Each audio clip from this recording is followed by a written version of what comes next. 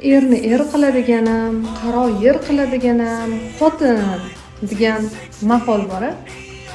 Bir ustozimiz aytgandilar. Ha, erni er qiladigan ham, qaro yer qiladigan ham xotin.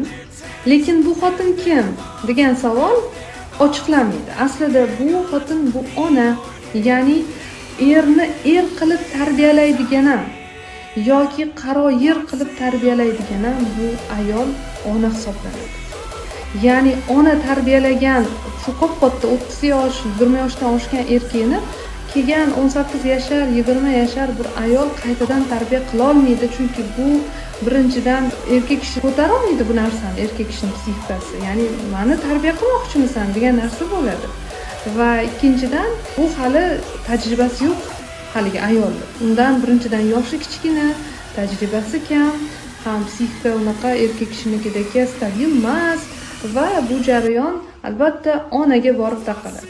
Kim sizga erni er qiladigan ham, qaro yer qiladigan ham xotin desa, qaysi xotin degan savolni berib qo'yishingizni tavsiya qilaman. O'ylab ko'rish kerak. Albatta bu ona.